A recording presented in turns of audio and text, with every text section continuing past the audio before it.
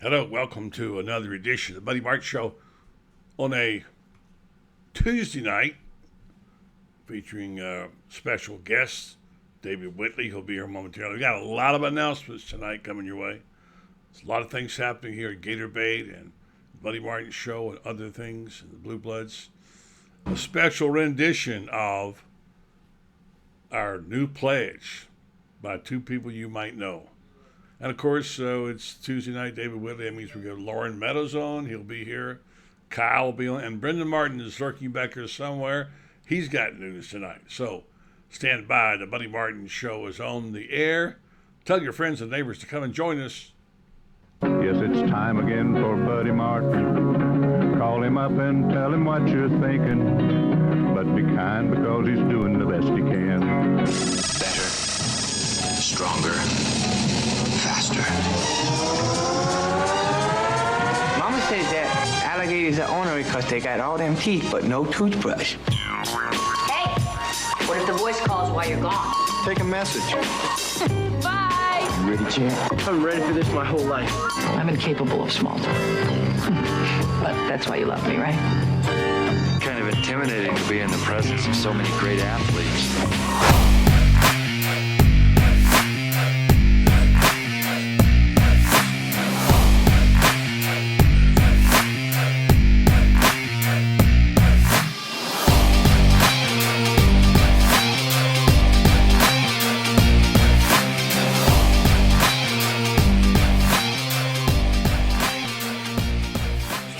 Good evening and welcome to the program. I'm Buddy Martin. We're out here 4 nights a week. Buddy Martin Show and lots of new wrinkles coming your way. It's game week. We're all pumped about that. And we've got much to talk about tonight. We'll be with David Whitley in a moment and our special guest and our star of the show now. Here he is. He's back. You asked him. You wanted it. Here he is. Brendo's back. Here he is, as usual, creating havoc naturally. Yeah. He's What's here that? just to aggravate I heard me. there was some stuff going on here today. All right, well, here, come sit down. I want to make This was for my friend Lynn Tyndall. I don't know where he is, but I love you, Lynn. Yeah, Lynn, and we miss you and others there. So You don't like this song? we probably can't go play You it on don't like it? Facebook now.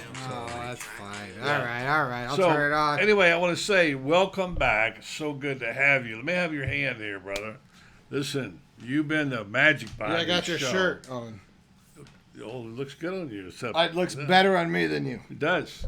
Brendan Martin, you might know he's been gone for a while doing other things. He announced today he is officially back here with back. Buddy Martin Show and Gator Bait and lots of exciting things. It had a lot to do with the contract that you. It was the fat Yeah, big one. with a PH Like about 8, 10 figures up to the fat Yeah.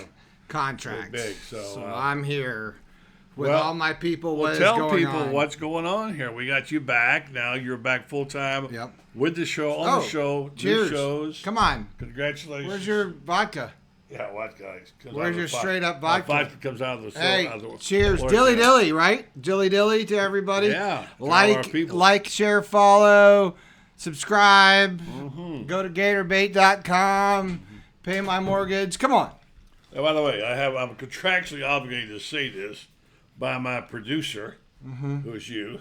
That's me. I gotta I'm be a sure little to bit tell- more, by the way. Tell people that Are you going to call me that now still? No, They're no, gonna be the I'm going to say this Okay. announcement if I can get it out. All right, we'll get it out. Get it Because out. you were the one who kept telling me that I need to do it, and I'm going to you're let right. people We know. do need to do it. Thank you for your Yeah, support of everything's Gator screwed Bait. up in here. Gator Bait and the Gator Bait magazine, what we do, we got some terrific people working on the magazine. As you know, Right. you can subscribe, go to GatorBaitMedia.com, .com. and you can find a plan for yourself. And we urge you to check out the content. We think we're probably among the content kings Oh, yeah. and have been since we started this show almost 6 years ago now. You are the content king. Well, whatever you want to call it. But bottom line is, I want to say good evening to some of our people here. Whoa, Renstar's logo is all over my face. Yeah, exactly. It looks good that What's way. going on? We got to clean this up, buddy. Yeah, and I got to get you. Your review is quiet coming it up. down. So I Your can review get is to the coming show. up. I just want you So to here's know. our people we want to say good evening to. We got our special guest, David Whitley. In a Dilly dilly. moment, some of these people go back to the days of G&K.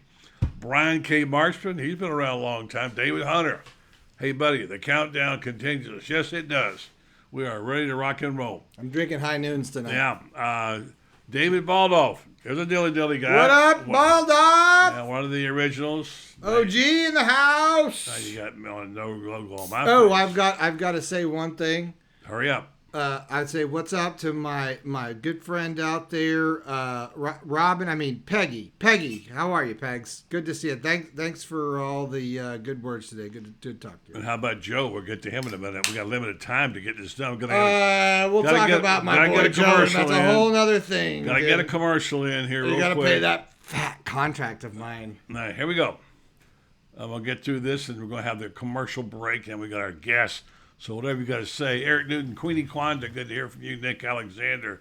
Becky Smith Carlisle. Sometimes What's you are up, Becky? in the pole position, but tonight not so.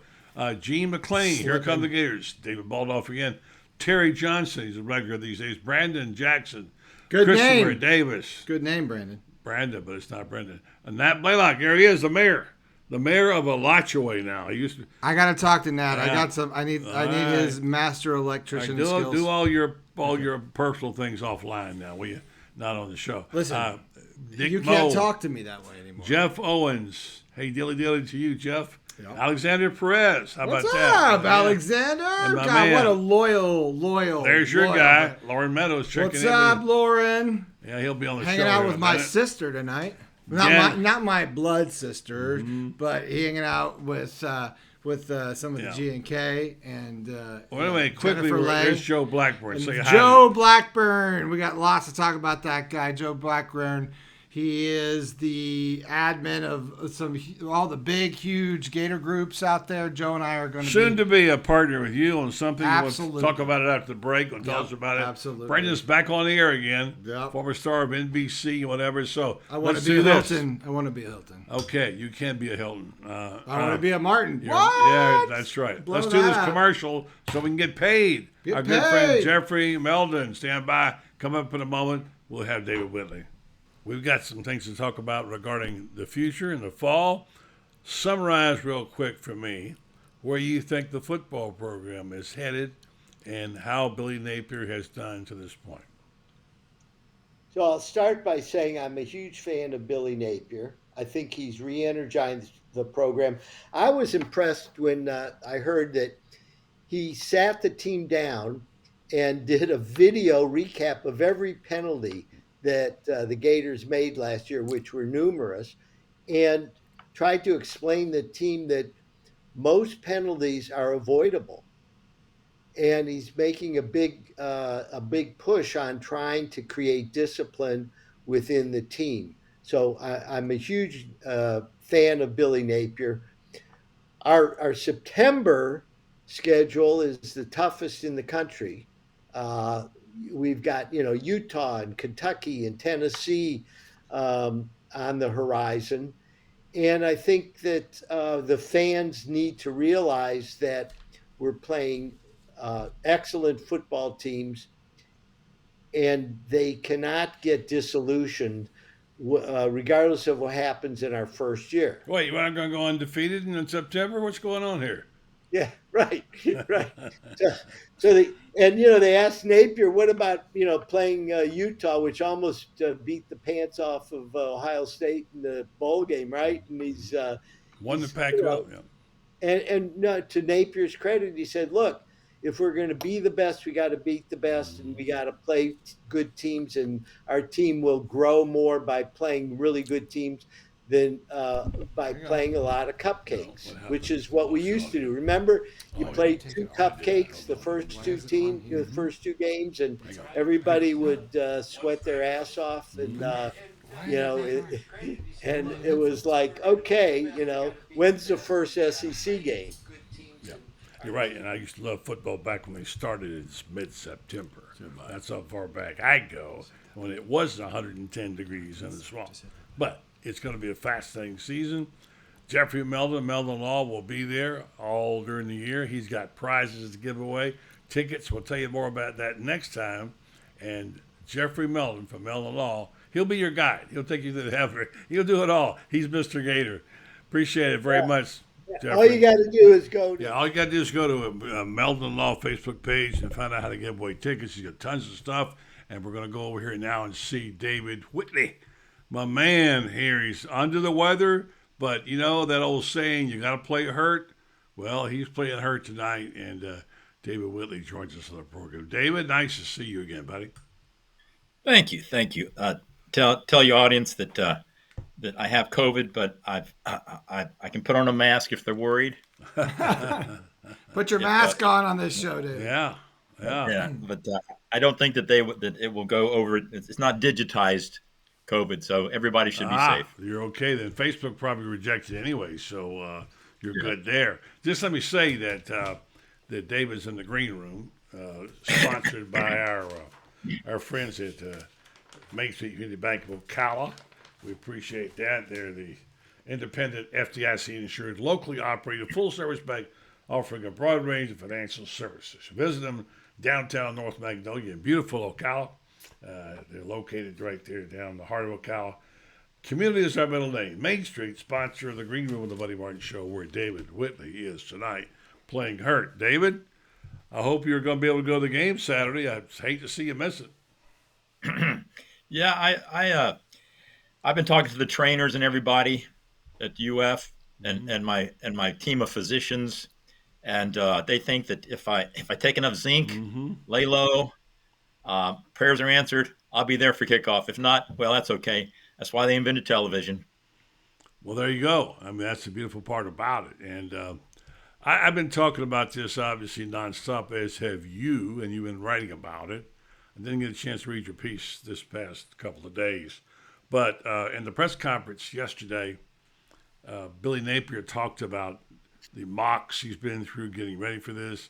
He sounded, as Franz and I said, very confident and very calm.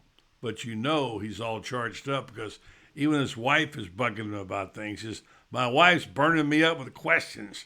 I think that describes the Gator Nation, don't you, about what are we going to see here? We've never seen this before. Yeah, and his wife probably knows more of what to expect than anybody because she's been watching him in action for 15 years and how he coaches. But, I mean, you're right.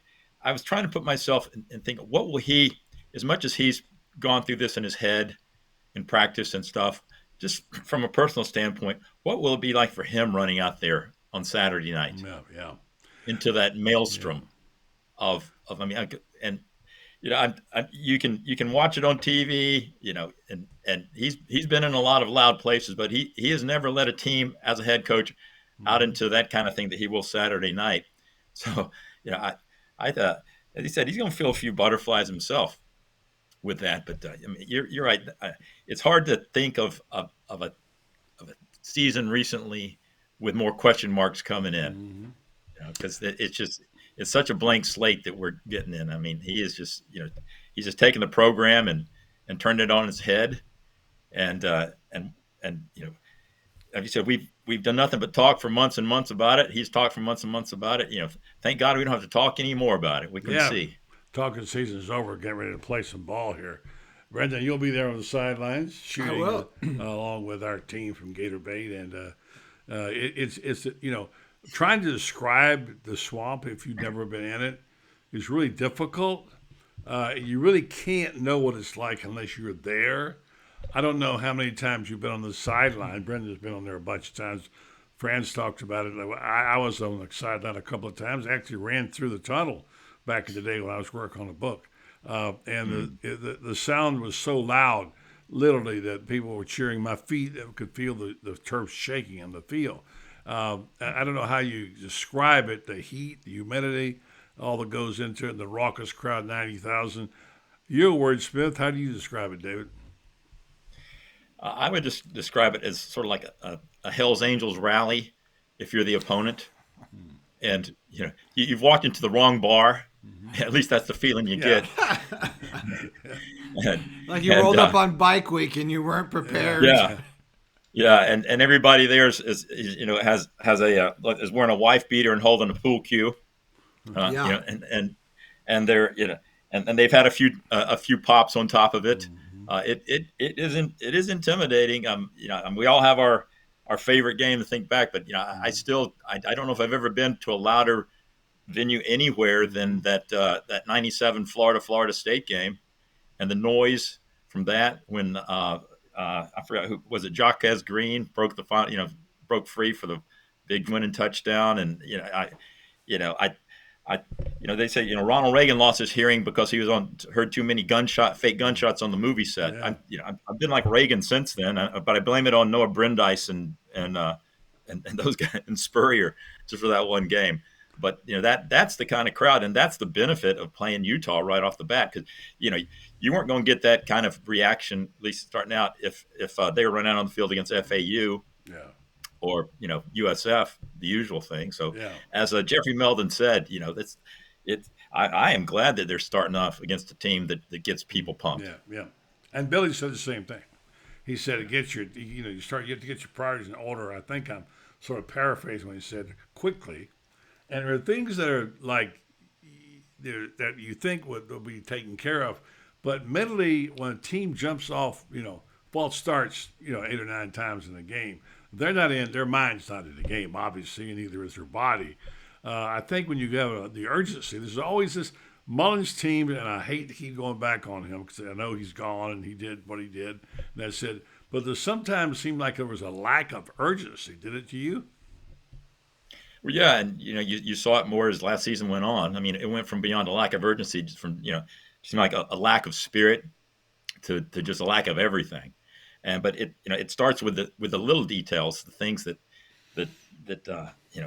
Billy we've sort of poked fun of it or had some fun because he's talking about how he went through the run through of the pregame and going to the hotel. They practiced that. They practiced the Gator walk and everything. And, it seems like minor stuff, but it is just he is such a cross the T's, dot the I kind of guy. Yeah, he pays attention to those little things. And if you pay attention to little things, that translates to the field. And regardless of the score, what you want to see Saturday night is just that new culture of discipline and focus that was lacking. Mm-hmm. And Dave, it'd be nice if they won, but what you really want to see is just the new attitude on the field. David, I was there when Mullen ran on the field last. Got a great video. Yeah. That was 5 years ago now. 5 years ago, and we shot a viral video, which ended up being shared a bajillion times. But it was just a tight shot of Mullen's face right before he ran out. And, at the time it was exciting because we had, there was, if you're a Gator fan, it was a new coach, and it was exciting to see sort of his dream come to fruition, as he's ready to run out, the first time in the swamp. But if you watch it now, which I did the other day, he seemed more like a deer caught in headlights. He looks around, it's kind of like, check it, I got skid marks. I mean, he really was like, wait a minute, this is really sort of going down. And that sort of became indicative of it seemed like, the program or the way he ran his program. I'm going to the game on Saturday, and I'd like to, try to recreate that shot again. And I'll be really interested to see, his reaction and see what Napier's, sort of, I have a feeling it's going to be like, okay, we've practiced this. We've walked through this, and I think he doesn't seem to, like you said, he doesn't miss the details in a lot of the, what we've seen so far, obviously, especially in recruiting and everything up to this moment. It will be really interesting to see sort of his reaction, that moment before he walks on to this, fifth or sixth largest fan base in the country. It's a sold out, deal. And I've spent enough time on the sidelines over the years to know the feeling when you're standing there, especially these first couple of games, when you're still in that Florida heat. It is the swamp. It feels like a swamp. You're and everyone's sweating. There is no hiding anything. It never lets them see you sweat. Well, you're sweating in the swamp. It's hotter on the field, about 10 to 15 degrees than it is in the stadium. And, it will be sort of fascinating to see, the difference of his reaction and then, Utah's reaction. And Utah's reaction, because there ain't no humidity in Utah. I'm from Colorado, so. Yeah. I mean, that's just it. They've been practicing indoors with the heat turned up. Doesn't matter. And, that helps somewhat. But I mean, they've admitted as much as that, that you can't replicate the humidity that you'll get to here. And it'll get, it'll have more of an effect. The more the game drags on, the more effect it will have. So that's something that you can't replicate. And I mean, Utah's played in some big games in big places, but the atmosphere, I don't think anywhere they've played will match what they've gotten here. I mean, even when you throw out, USC, UCLA, I mean, they play in big mausoleums basically out in LA. Oregon can be a tough place to play. And they dusted Oregon twice last year. So, but it's still a different animal when you come in here. And it is sort of funny, when you mentioned Dan coming in, you would think that he would know what to expect. He'd done that plenty of times as an assistant. He knows how rowdy or what it's like, or he would have known from his days with Spurrier. I'm not Spurrier, but with Urban. But but you're right. Being the head guy, it's a different ball game. Do you feel the weight of that moment? Yeah. I'm sure when you're looking out and saying, "Oh man," because it's a great feeling, but that it's some of the toughest fan base and critics in college football. I'm sure that moment weighs heavily on you, especially when you're thinking, "Boy, I hope I'm ready for this particular moment." How much, David? I wanted to ask you how much. It's sort of an obvious question, but we're talking about it. But how much you think that plays into game plan when we're talking about the elements, right? Do you play small ball first half, try to wear them down, try to get them exhausted, those cramps kick in, the dehydration kicks in if you're not used to it. You think that plays into strategy at this point, or you don't think it plays in at all? I don't think it's a major factor. I think he will tailor his game plan to what he thinks will work, produce the most points, the best. If he goes out there and Utah, as us armchair analysts think is going to stack the box, as we say, and put it on AR to beat him passing, he will have to go with that. If they open up, he'll try to run. And I think he figures that the attrition will take care of itself, regardless of what he plays. They're still going to be whether they pounding the ball into the line, wearing them out, or they're trying to chase down Anthony Richardson or receivers. They're still going to be out there huffing and puffing. So, I think obviously the main thing they want to do is just be in control of that and controlling the ball. In a way, What he would like them to be is what Utah has been, which is just basically solid, a balanced, slobber knocking team. But they only won 8 games. They were 8-4 last year. It wasn't like they had a great finish. Their quarterback played at a high level.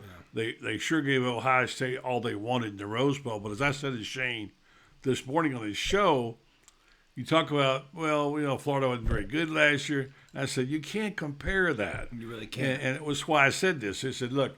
I hate to be the old guy here and go back, but I can remember when Florida got beat 51-0 by Georgia in the rain, and that was in 1968.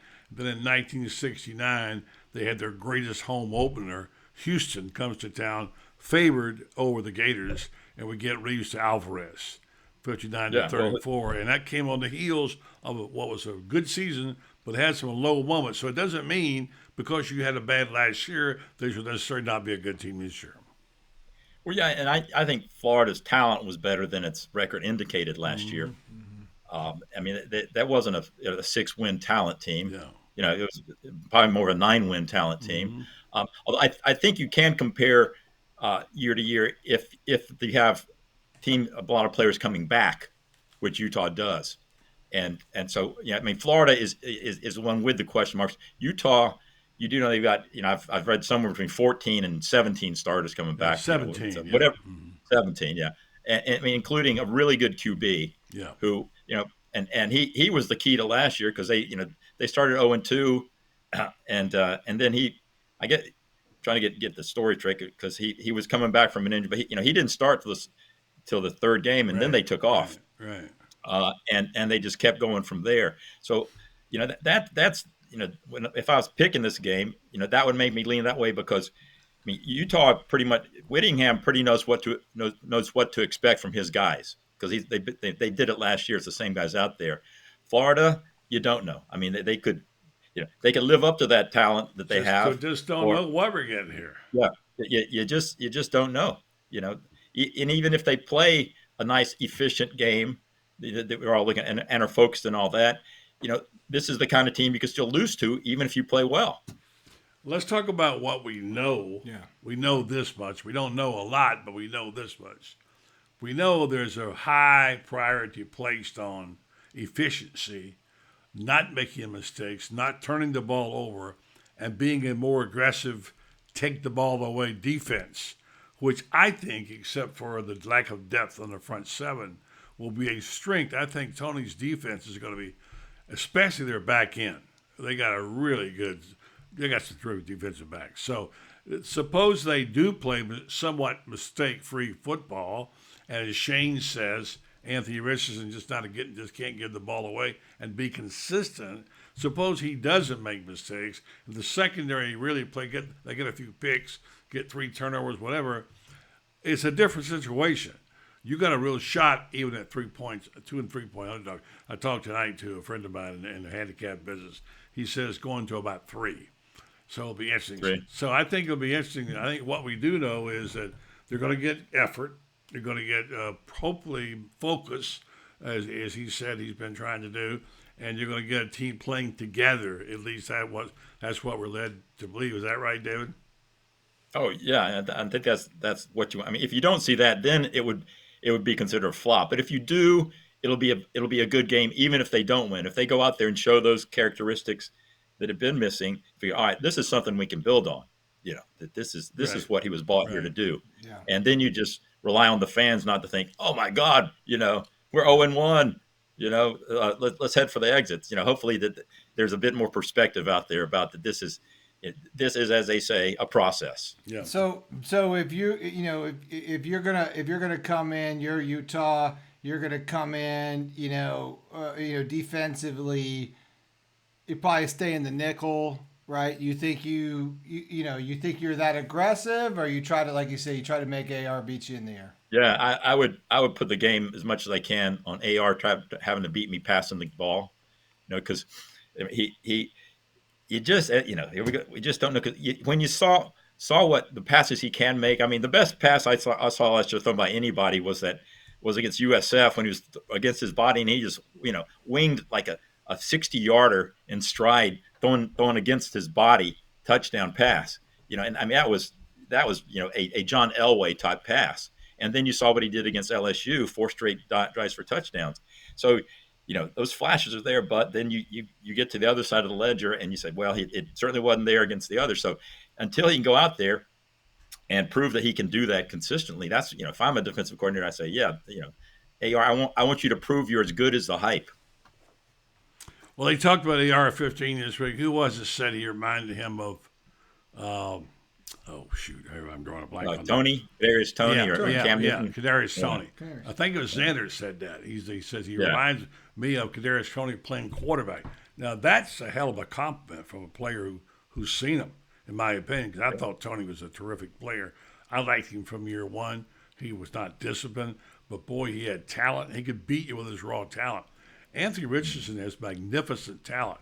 I think he is going to be, by the way, I posted a list today from CBS of their top 10 quarterbacks to watch. And you can't tell me there are 10 quarterbacks to watch that don't include Anthony Richardson. Whoever made this list up, some intern from Penn or whatever it was, made this list up. Here they are, the ones to watch. I'm thinking, do you not read or watch or listen? No, they don't do any of that. Yeah, because I think they're going to have to eat their words by not at least put this guy on one to watch. He's a magnificent talent. Yeah, he's raw. All right. Yes, he'll make mistakes, but in my opinion, he deserves to be there. So what do you do as offensively, for the Gators? What kind of offense do you do to combat, to deal, with the nickel package? What do you, a lot of screen, a lot of flats, a lot of short passes, that kind of thing. What do you think? Well, you want to run the ball. You want to run the ball. Yeah. Well, of course, you always want to run the ball. Well, but more so. I mean, obviously, but I'm just talking about, third down, 3rd and 10, that kind of thing. If you run the ball, you got play action. Right, you play action all day. If you got play action, Absolutely. you've got some things you can do. That's my opinion. Right. Yeah. I think it's obvious. They'll try to, as they say, establish the run game. And that gets back to yet another question. You can make the case that this is a pretty good offensive line, just at least the starters. But then again, it's unproven. We haven't seen it in action, and so if it is good, but I mean, Utah's got a pretty good defense. That is what sizable Whittingham too. No, right? I mean, they got some big boys up there. Yeah. So that's the chess game they're going to have to play. All right, let me address this right here. I'd like you to just for a second, Charlie. Let me just say something. All right. First of all, Charlie, have you seen him in practice at all? Okay, that's number one. Have you seen him? Boy, we got to read what Charlie says. I'm going to. And secondly, I'm going to say that if you go by what you think, you ought to have a basis. If all else fails, look at Las Vegas. Look at the odds they put on things. Look at where he stands in his so-called Heisman race from Vegas. I'm going to read your comments. Charlie Evans, buddy, I love your show. But AR hasn't done enough yet to be on national top 10 lists. Well, on this list, there are about 4 guys that haven't played it down yet. That's what I'm saying. So, I mean, neither have they. Water. Yeah. So said most lists having 6th or 7th best in the SEC. No, most do, but some do. But, ones I saw had him 3rd or 4th. So you can make any list you want to. I'm basing it on what I've seen, what I've heard, people I've talked to, people who see practice, and my pal Shane Matthews, in fact, he's saying, wait, don't do anything, he's got to be consistent. But in my opinion, I'll base this on my almost 60 years in sports writing, what I've seen over the years, and I've seen every quarterback. He is the most promising prospect I have seen. Yes, he hasn't done it yet, but I have confidence, if I'm to believe Billy Napier, who says what? He's learning to read the defenses. He's learning the offensive package. He's improving. And we know what he can do with the ball running and throwing. I got to believe, maybe I'm right about this one, David. Well, the list you said was, the 10 quarterbacks to watch, not the 10 most proven quarterbacks and stuff. And I mean, I don't care what happens. I want to watch him do it because he's excited. He's a circus act out there, and even if he screws up, it's going to be worth watching. It's going to be the kind of thing. It may be the Hindenburg, but the Hindenburg was it was a disaster, but it was a hell of a watch. Yeah. And so I'd rather watch AR out there doing his thing for better or worse than a proven QB who all right, yeah, he's going to be efficient. When you have a lot of tape on a guy, right, that it's a little different, a little easier to predict. I think, I think Vegas is usually, pretty close on all of these things. But, over the course of the last few years, we were wrong about, a lot of guys were wrong about Trask, so look at what he's doing now, look at what he did. So I always say, because I'm less, because I probably spent a lot of time on the field. I saw Tebow years. I went through. I always said Tebow needed to take a shot in the jaw. Tebow used to always run right towards your camera every time he ran right towards you. But whatever, he'd always struggle the first couple of downs, and I swear he'd go pick somebody out in a crack back, go block somebody on a sweep or whatever it was. And he needed that sort of moment to do the switch, right? So to get out of that Tebow, you just don't know at this age group that these guys you're in 100,000 screen and Gator fans, all that kind of stuff. We're really at a it'll be interesting to really watch it and see how he reacts. Let me address this and let the sick guy go. He's got to get some rest, and we got Lauren standing by. I want to say, Charlie, thank you. You're right. No doubt what you're saying. Time will hopefully prove you're right. Yes, we know that. Yeah. But what's the fun in waiting to see it when you think you know, you feel like you see a vision of what it can be? That's what we do, David. Talk about what we see and what we see in the future. Yeah. And, Billy is, he's going to put him in the best position he can to succeed. He's going to call the right plays that he thinks, that he's not going to go out there and ask him to do something crazy. He knows what Richardson is capable of after seeing him in spring practice and all this time, and he's going to design a game plan to maximize that to the best.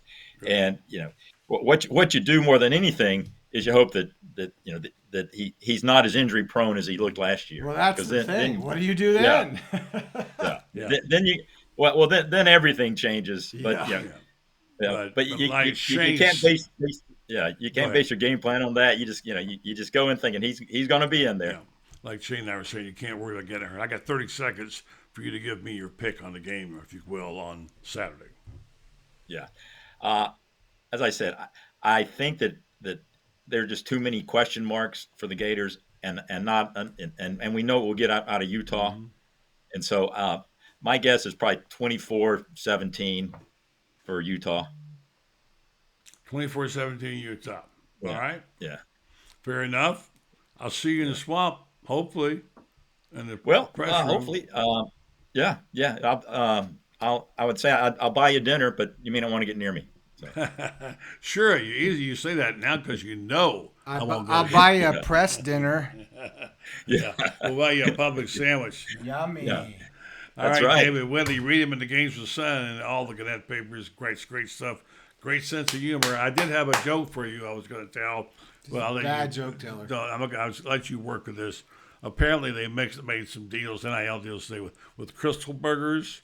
And they had like 5 SEC teams, including Florida, Georgia, and Tennessee. I'm thinking the ones going to Knoxville, the bags need to be a little bigger, don't they? Do with that what you will. Yeah, they will. And I'll have extra mustard because we throwing the mustard bottles out. There you go. I know you do it. Bingo. That's why he's the best. Appreciate it, my man. Great stuff. Feel better, okay? Thanks, David. All right, guys. Take care. See you Saturday. All right, my man. All right, let's get back in the green room again real quick. I'm not David Whitley, by the way. Just saying. You wish you were. I do wish I was, but no, he has COVID, so I don't really wish it. By the way, I do not agree with the prediction he just made. Okay, well, we'll talk about it later. Let's do this first. Let's go get our man in the green room again, who's standing by. I'm going to make him a salad. Is it the green room or is it the orange? Well, it's going to be orange and blue. We're going to talk about it right now. We're going to do this. We're going to bring Lauren in because we're going to do this right now. Oh, Here's nice. the pledge. Nice. Here's the pledge. Here's what you need to know. Everybody says, Fran was complaining last night, the fan base has got his act together, okay? So I'm working on it. Well, check this out right here, all right? Here we go. Repeat after me. I believe in the boys and girls of old Florida. I believe in the boys and girls of old Florida. In all kinds of weather. In all kinds of weather. And I won't back down. And I won't back down. Chomp. All right. I think this deserves a little of this right here, Brendan. Yeah. How about that? Who are those two ladies, Lauren, while I got them on the screen? That would be my beautiful wife, Marcia. You recognize her, huh? And who's that one to the right there? Mm-hmm. That's Jennifer Lay from Orlando, my Florida. sis right there. Yeah, two of our favorite ladies. Two of my favorite Gators, period. Great right job there. on the plays. There it is. Hi, Lauren. How you doing? How you doing? We're doing good. We're starting to get our blood pumping here a little bit, Brendan, aren't we? I mean, dude, I'm always got my blood pumping, man. So I'm ready to rock and roll. I love how Marcia just has the greatest posts all the time. I steal all her memes all the time. She's always got the best stuff. She is your better half, by the way. Oh, no doubt about it. Yeah, we love her too. You're going to see more of her because we're going to blow up. Let me just announce this. Orange and Blue Bloods will have its first podcast on Sunday morning. Ben Troop and Buddy Martin at 9 a.m. Now, I'm going to spring this on Brendan. He's going to hate it, but I'm going to use it anyway. People say, well, how do I get in touch with you? What do you do? We have to have some address. So here's what we're going to use temporarily. What? If you need to get in touch with me or us, know what to do, Marcia, I, or somebody will get back in touch with you. You send us an email to orangeandblueblood1, orangeandblueblood1@gmail.com. That'll be a clearinghouse for anything, because lots of people last couple of days have signed up. I say signed up. There's no signing up. You just got to say the pledge, and you're in. And then we'll figure out what we're going to do. We're going to make it up as we go along, right? Yeah. Right? Lauren? No doubt. Yes, sir. So good job by the ladies there. And so we got a little football to talk about. We're getting down to the parts you like, which is the nitty gritty, and getting down to the trenches and the X's and O's and what have you. And you're writing I know you're doing your analysis right now for Gator Bait. Don't forget GatorBaitMedia.com. And don't forget we're watching this in the green room.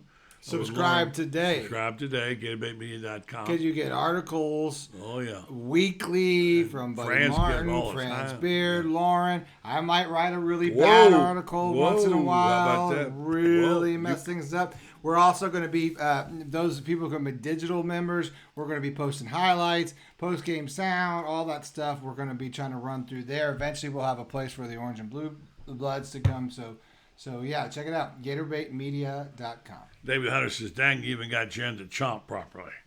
So tell him that was harder. That was harder than he thinks, actually. Good job of coaching it up there on that. So yes, sir. Jesse Cauldron says, I said the pledge the day I heard it, buddy. You did. I know you did, Jesse. We've had a number of people who are already in the congregation, as we say, who are already here, and you only got to say the pledge, and you're in. And then we'll tell you what else we're going to do. As we say, we got some people helping us. Going to see a lot of Miss Marcia, I hope, and others who will be helping us with this. And Brendan, do you have any news to share yet about what you're doing, or is it? Well, yeah, I actually announced today. I won't go too far into it, but I told people I'm no longer. I've been. Last gig I've had was the media director at the World Equestrian Center, which is a beautiful facility here in Ocala. I did a wonderful time there and enjoyed my time, but the opportunity has rose up the last couple of months to take on the position as president of Gator Bait Media, which includes Gator Bait Magazine, the Buddy Martin Show, all of our social media, live shows, and we had a really great conversation with the administrator, everything at the group, the Gator Nation. Well, he's on here, Joe Blackburn, and him and I had a great talk about this very thing, because when we started to talk, he reached out to me today, and we started to talk immediately, because he sees it like I do, how Gator Nation, through all these different groups and stuff, has become severely fractured. And now to be a Gator fan, really is like, well, I'm a Gator fan because I'm in this group, or I'm that group, or this group does this and that group does. It has really created a fractured Gator Nation. And we're reaching out to the to other people who are admins and stuff, other pages, but the whole idea is to start to bring us all back together and to really exhibit what it means to be a Gator fan. We talk about the pledge. I made up a pledge when I was a kid, sitting next to you when I was about 5 years old. You were 2.5. 2.5 years old, watching Florida, Georgia, and New York. Running. That was actually St. Pete. Yeah. Running up down the bed. Right. Basically just said, "Go Gators." Not you, Georgia. So, I think I basically came up with my own pledge, but I joke around about it. And so nonetheless, Joe Blackburn and I have admin of the Gator Nation, as well as Swamp Chat. I think I'm getting it wrong. I didn't write it down. Swamp Talk, Swamp Chat. He'll put it in the chat. But him and I are going to launch a podcast this week. I think we're going to record tonight. maybe tomorrow or whatever we're going to do. But we're going to start the Later Gator, which will be a show on probably once a week. It'll be a podcast as well as a live show. We'll broadcast to a couple different groups. And the whole idea is to start to really grow the family back in and take this whole concept of the Orange and Blue Bloods out into Gator Nation and support, our new coach. And as we always say, recruits read these things. They read what they say. We're in a fishbowl, and it's important to understand that your words and your posts really, really have meaning. And so we're taking that concept and we're going to be starting the Later Gator, and it's going to be a little bit more of a younger vibe, buddy. Those old guys got our place. We'll be on up a little bit later, and you'll hear more about that coming up. But it's okay. exciting. That's exciting. Now let's get to Lauren's part on this. Jeez. Well, I've been talking about. He's been here 10 minutes. He had to say 2 words. Your new name is the Guillotine. Yeah, you go. Okay, thanks. You got your own show. Don't worry about it. That's it. Guillotine. Right over left. Lauren, let's talk some ball. Yes, sir. Absolutely. And we had a lot of conversation about what's going on. Nobody knows, obviously. Someone said today, I think it was on the Shane show, what they both try to run the ball. We have a low-scoring game, whatever. But I think every football coach, and you were one, there's always wants to run the football. Spurrier had a little different look. He said, let's throw it and we'll open up play action, whatever, and then we'll run it second half. So tell me what you see here. I mean, we know the football. We expect a very sound fundamental team. We know but Utah's got skilled players, got 2 really good tight ends. They use that a lot. They would use the 1-2 personnel. And their quarterback doesn't make any mistakes, and their defense is smart. So they're 3-point favorites at this game, which means on a neutral field they'd be probably 7.5 point favorites. Looking at this game, what kind of chances do the Billy and the Gators have against this Utah team, number 7 in the country? Well, the one thing I'll say is Florida better be glad that the game is in Gainesville. And what I mean by that is the great equalizer is the atmosphere of the swamp, as well as the humidity that no matter what Utah tries to do as far as practicing inside and things like that, there's really no way to you can't just make that up. I mean, it's something you have to go through. But I will say that I think Florida needs to buckle up. Those people that talk about the SEC and the level of speed and things like that. The SEC is a game that is won in the trenches, is played in the trenches. That's where it matters in this conference. And Utah is very adept at playing football in the trenches. I mean, that's where they make their money. That's where they make their bones. And they've got a very experienced team. Their roster, from a talent standpoint, is not of the caliber of Florida's, but their team is of the caliber of Florida's. And I think you're going to find that, I saw a stat where Utah, even though they run the ball, they're not a team that kind of slugs it out with you when they run the ball. I think they were 4th nationally in explosive plays in the run game. And when you talk about a back like Tavion Thomas, 6'2", 240 pound, great athlete, three-sport athlete in high school. It happens to be from my hometown of Dayton, Ohio, so I may sound like a little bit of a homer. Homie. You talk about his ability to break the long runs and things like that. I think you find you'll find a team that basically just has a lot of grit about them, and they're going to come in here with something to prove. They've heard probably for 2 years that they won't be able to play with the speed in the SEC of Florida and things like that. So I think Florida has a chance. I think Florida will be more organized. I think a lot more attention will be played to special teams. And last year, Utah was a little susceptible to punt blocks. So, there's some opportunities there. But, it's going to have to be a clean game. And as you and David were talking and some of the listeners were talking, it's going to have to be a pretty sound game from Anthony Richardson for Florida to be able to put some points on the board, because You got guys like Cole Bishop and Clark Phillips on the back end. We know Mahmoud Diabate at the strong linebacker. You just have some people that have played He's in Mike position according to the depth chart. Yeah, so that's saying it's like Mike, Sam, wherever they, in the box there. Right. And just now the one thing I would say is I would run counter at Mahmoud Diabate about the first 3 times that Florida has a football and see if he's gotten any better at defending the counter. But it's just going to be a tough game. You really don't know.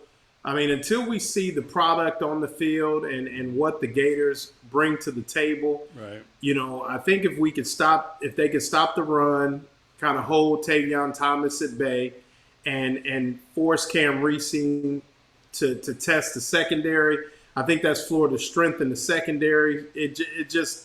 It's yet to be seen if that defensive line can hold up for 4 quarters against a team that's as solid as running the football as Utah. Yeah. So I expect a close game.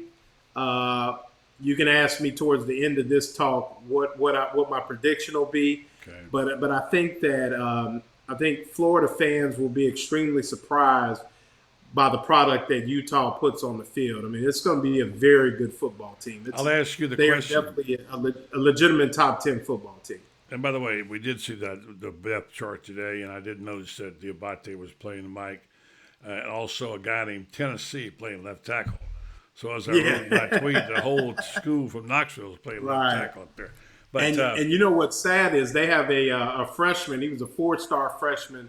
Actually may be their best linebacker, a young man named Landon Barton. He'll play on Sundays one day, and he's just a freshman. True freshman will be starting at linebacker for him at one of the other linebacker spots, and he's legit, bona fide. Yeah, we're going to bring on our colleague here, young Kyle Curtis, in just a minute. Talk about some of the things in the NFL players, Gator players getting moved around. Chauncey Gardner-Johnson traded to the Eagles. I was going to ask if you saw that today. Yeah. Before we do that, Scotty Lutz says if I had to predict who would win, I'd probably have to pick Utah just because they're a bit more experienced, but we'll see. Should be a very competitive game either way. And the point I want to make is, again, not necessarily endorsing the theory of moral victories, but if this team is efficient, don't make mistakes, AR-15 doesn't turn the ball over. He completes about 15 passes, makes about 6 or 7 runs, and they're competitive, keeping it within a touchdown. I think it's a good day and a chance for Florida to come out of it with a head of steam to beat Kentucky and be 1-1, which is what they need going to the USF. Be there and then get to another, get to 2-1, and then go into Knoxville, which I predict will be one of the toughest games they've had of the year, in my opinion. Yeah. So, give us your thoughts. Yeah. All right, give us your thoughts about that and where you think this team is going. We'll go get Kyle and bring him into the conversation. No, I definitely think. I mean, you want to go out and play well, and that's what you want to do every week. You want to get out, get better, and play well. And I think Florida. I think the worst thing that can happen is for Florida to get hit in the mouth and kind of lay down, because they're going to get hit in the mouth. Now, if they can take those blows and hang with Utah, I wouldn't say necessarily moral victory because you don't want to lose, but you could come out feeling good about your football team. Competitive. And that's, absolutely. And I think that's something that they can carry over into the Kentucky game and so on. And someone said to me that, they said, well, if you don't think we'll hold up against Utah, how do you think we'll hold up against Kentucky? And I said, whoa, wait a minute. If I had to bet the farm and I had to bet it 10 times, I'd bet on Utah 10 times over the University of Kentucky. I mean, it's not even close. So, and even Florida from a roster standpoint is much more talented than the Kentucky Wildcats. So that's what I'm saying. I think that, obviously we look at the Pac-12 and some of the bottom feeders of that league that seem to have some problems. But Utah, I mean, Ohio State had some guys out, but so did Utah in that Rose Bowl. I mean, they had a very depleted secondary, and it showed. I mean, they're going to get, like I said, they're going to have guys like Cole Bishop and Clark Phillips back there that are excellent football players. And I would not, like I said, I think if you're a fan of football, you're going to see a very good football team on Saturday with a lot of good players that in the next 3 to 4 years are going to be getting paid a lot of money to play football. So Yeah. I think just to kind of keep things in perspective, it's going to be interesting. Wait and see, but a strong game out of Anthony Richardson.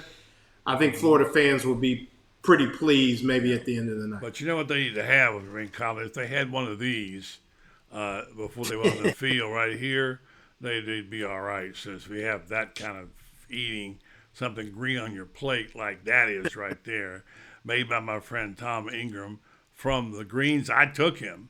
That's a delicious looking meal. Even Kyle likes that, and he's not even a big salad guy. He likes it. And this is what it came from. My grow tower right here in my office next door. Indoors. I just picked it and took the greens over, and we got kale, and I don't know all kind of greens these are. A bunch of different kind of things right there growing in my office next door. And if you'd like to know more about it, write me. That's buddytowers.com.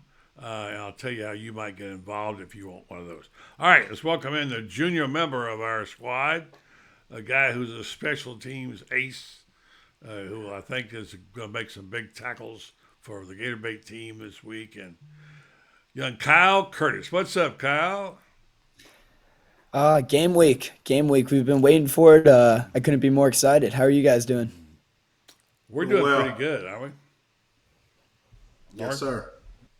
Yes, sir.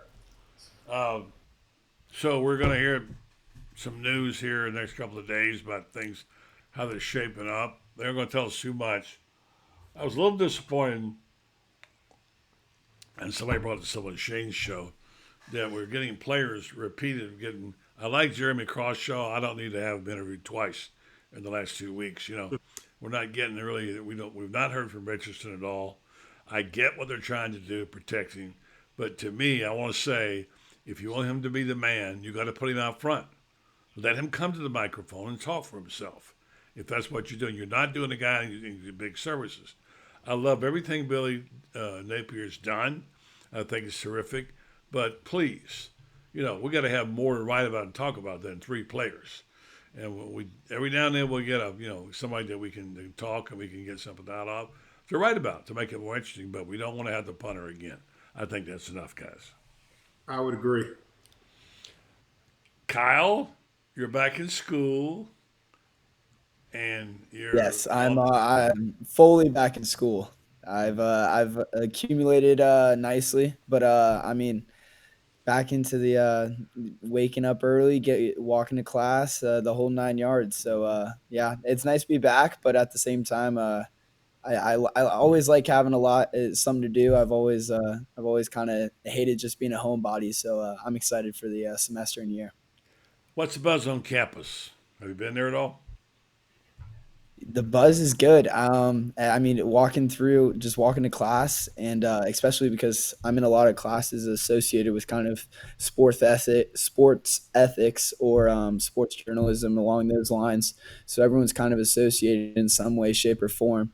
And it's just a lot of buzz going around, whether it's from the social media manager to lights person on the sideline. Just around the football program, and just ready to get back in the swamp. All right, I'm going to give you guys both to give me a projection, the moment you think you're looking forward to the most about Saturday's game, before or during or after. Let's start with Kyle. Kyle, is there a moment when you think about this weekend, you're covering this game for Gator Bait, you're going to be sitting in the press box with all the big dogs, and you'll be writing something and doing things, what have you. Is there a moment in the game on the field or in the press box or whatever that you're looking forward to the most? Yeah, so honestly, just being able to go to the press box, being able to get that experience, that's been a dream I've ever had since watching football. So obviously, I think I'm going to take in that moment and be able to just kind of experience that. And just taking every moment, not taking anything for granted. But for the game itself, ever since I saw the report that Billy Napier wants the students there early, sold out crowd, I think I'm jacked up for them to run out of the tunnel and just hear the Swamp back for the first time in a long time. So I think it's a different kind of buzz and different kind of culture around campus, and it's gonna be a great Saturday. The bad news is you can't cheer in the press box. Right. You're a It's all professional. right. I'm contagious. I'm good with seeing everyone else happy, and as long as the outcome goes my way, I'll be all right. Now, Lauren, on the other hand, will be sitting in the stands, although he has a seat in the press box.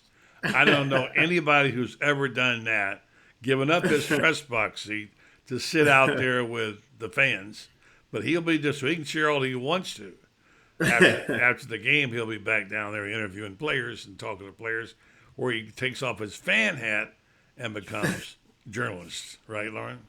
Yes, sir. Well, I sit with a pretty big Gator fan, as you saw earlier on the show. So I have obligations. Mm-hmm. But no, like I said before, the moment I'll be looking for is that moment around hopefully, 5 or 6 minutes into the first quarter when it's about 3rd and 4.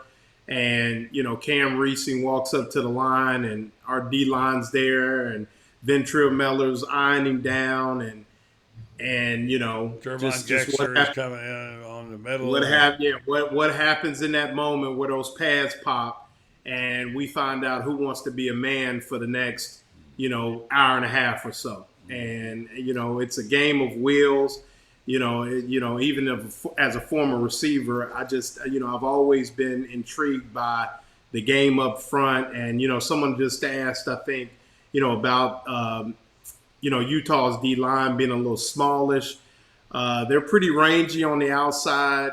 And, I mean, it's going to be a slobber knocker. I mean, it is. It's going to be an extremely physical football game. So when that 3rd and 4 comes up, and, you got all the cards on the table and you've got all your options. It's going to be real interesting to see if we're a different football team from the team that played, LSU and Central Florida and just looked like kind of a team lost, out there. Have we really turned the corner with Billy Napier and Patrick Toney and some of the people, Coach Chaos and, some of the people that have infused some life into the program. So that's what I'm most looking for. Guys, I'm waiting for that 3rd quarter to wind down and to hear them sing The Voice of Florida and I Won't Back Down.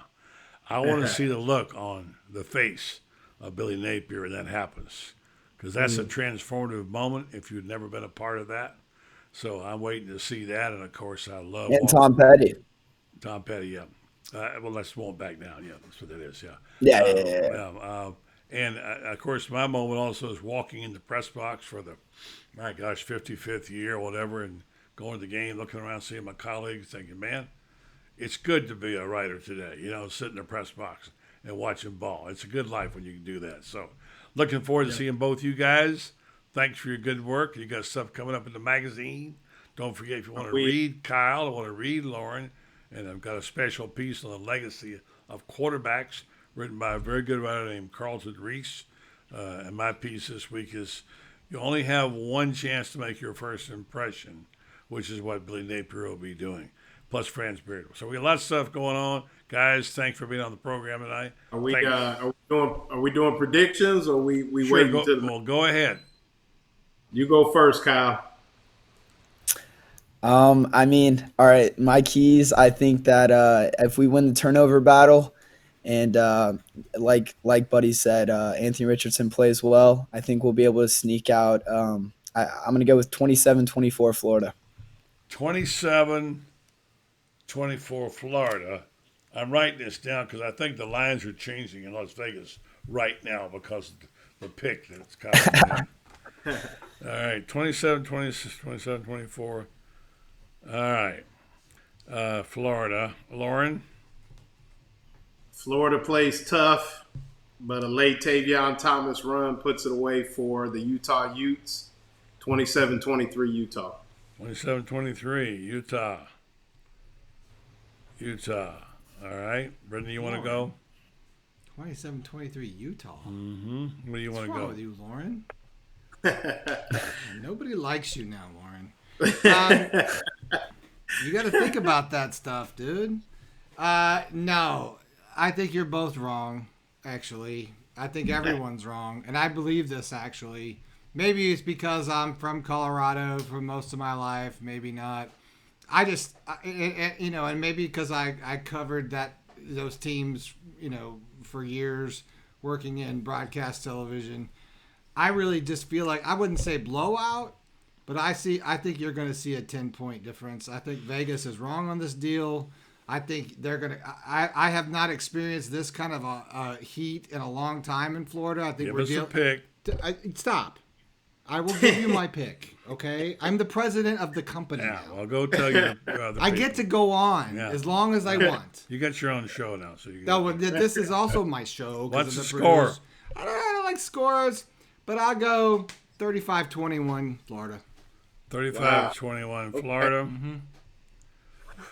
I'm going to say 31-28. Florida misses a field goal at the end that would have tied it with a young field goal kicker. Utah wins 31-28. They're just not going to play the second half. There you go. That's it. Wear them down. I reserve the right to make my change on Friday if I want to. Of course you do. Guys, have a good night. I haven't finished Dilly. Hey, Kyle. Wait, go ahead. Welcome to the family. Right, too. Well, you know, yeah, okay. Well, you guys can alter. You got till Friday. Right now, tonight, we're picking it like this. All right. Well, Kyle, I'm gonna bring you in on the Later Gator sometimes. You down? Come be a guest with us. He didn't know about it. Oh yeah, we got a show. We got a podcast I'm launching. It's gonna be called the Later Gator. You'll have to come in as a guest. Awesome. Already getting my guest. Pirating my guest already. So there you go. All right. Good night, guys. Talk to you. Dilly. Good night.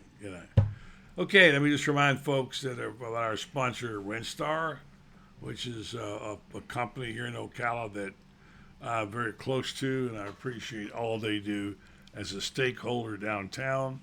The community, my friends, my Joe Sorrentino, my friend, and all the people at Rentstar are always looking for ways to improve health in the area. Medical research company. Absolutely, and they do this. They do studies. Yep. And they got one going on now on psoriasis. Mm-hmm. If you've got plaque psoriasis, which is a common condition which causes a lot of angst and problems, but it's not life-threatening. It can really impact mentally your life. Debilitating. Yeah. They're doing a study now on this. If you want to be involved in this, and you might be able to get some trial medication, etc. If you bring the ages of 18 and 75, call it Rentstar.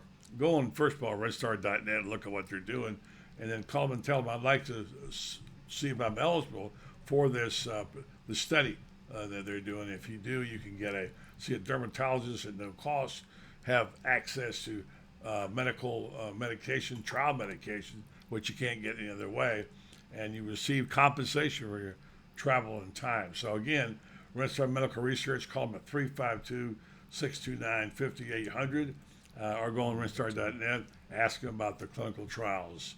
And remember, Rentstar Medical Research seeking tomorrow's answers to the health questions of today. All right, buddy. Congratulations on your new show there. Well, new show and new job. New job, new show, everything. Yeah. Well, you'll be seeing, unfortunately, a lot more of me. Yeah, well, that's good. And as somebody, my friend Peggy told me tonight, you sound like a drunk white girl when you talk. And I said, well, that sounds really funny. And I said, well, that's great. Thank you so much. Well, I said, because I'm drinking like White Claw, basically. Yeah. There you go. Yeah, that's all right. Well, it's okay. You can do that. I'm not drunk, by the way. Yeah. I had one drink or a half a drink. One of those right there. Well, just one. I said one. That's all I had. 2 cans over there. Okay, well, 2. Okay, 2. Yeah. Well, and there's one out there. Yeah. So maybe 3. Mine's water. So it's vodka. Anyway, good to have you. Don't forget, we got a new couple of new shows coming your way. Our guest, our co-host on Orange and Blue Blood Sundays. Should we do the pledge? Do what now? Are we doing the pledge? We can do it again if you want to. Did you do it? I did it. Well, we're gonna wait. We're gonna wait for that. Well, I've done. No, we've done it. I've gotten bunch of people have done it with me, including Shane and Ben. And All right, well, let's wait because we're going to record that and do a whole thing. All right, we'll do that. A lot more coming your way. And I'll be on the show a lot more. Yeah, I'm on the show a lot more. Have his own show. Yeah. Aggravate me as usual. I love it. All right? I love it. Love you, buddy. Love you too. All right, have a good night, folks. Thanks for listening. Thanks for watching. Back tomorrow night for more of this silliness. Tune in and find out what I'm going to do next.